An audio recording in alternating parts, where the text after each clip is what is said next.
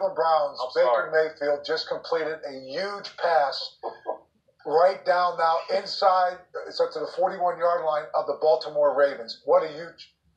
And here it is moments ago. Let me be descriptive how he steps up in the pocket and then retracts and throws over the middle off of his back foot. And they're climbing, crossing the 50. Big time catch and run. And this is the young playmakers that Baker Mayfield is playing with. Well, I was just going to say, if you go back to last week in the game against the Oakland Raiders, Todd Haley got mad at the wide receivers. He was yelling at the wide receivers, and Baker Mayfield went over to the wide receivers and said, look, I got this, coach. Let me handle this. This is a rookie quarterback making his first start. 23 years old right now.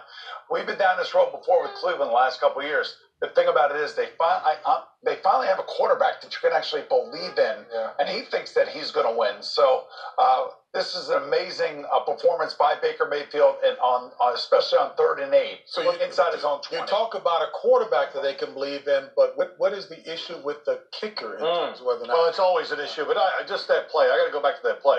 Baker Mayfield, one of the things you loved about him in college, and he does it in the pros, his footwork in the pocket. It's great. That move in the pocket and then back out, when you can do that's something special, and that's going to give the Cleveland Browns a chance to win. Excellent throw, giving the receivers that second chance, and like I said, even last week, Baker Mayfield in the pocket was tremendous. Bowman, the latest here. Go ahead. Duke Johnson now takes the ball to the right side of the offense and gains, it looks like, at least 12 or 13 yards there inside of field goal range. Now, their field goal is Greg Joseph. The field goal kicker is Greg Joseph. He is a college free agent from Florida Atlantic. He had a chance to win the game. Here's a play right here. In the middle of the beginning of overtime, but shanked it.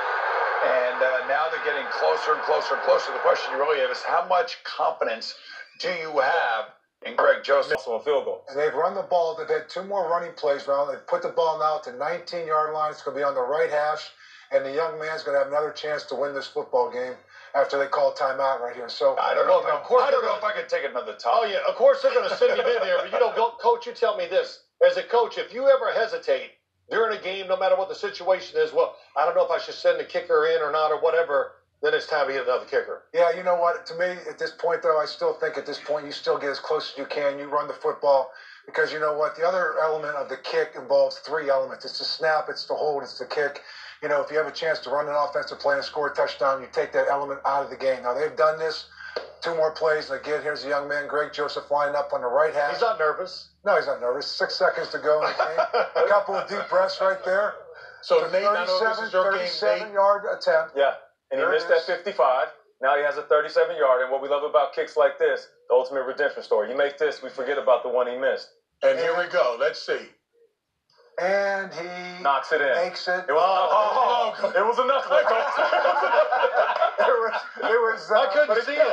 Nate, go ahead. But it counts, though. Now, there it is. It floats it's right dead. It's unbelievable. Isn't that a description of the Cleveland Browns? Wow, how ugly it is. They still get the win. Now, think about this. The Cleveland Browns have played 3 overtime games. They've won 1, they've lost 1, and they've tied 1. Right? So, I mean, they've experienced a whole gambit of emotions and playing almost literally 5 quarters. After last week's game in Oakland, how I thought they had a couple calls that were wrong that went against them, to come somehow find a way to win this, and what they did, especially with the rookie quarterback. I mean, they got a guy. They got some confidence.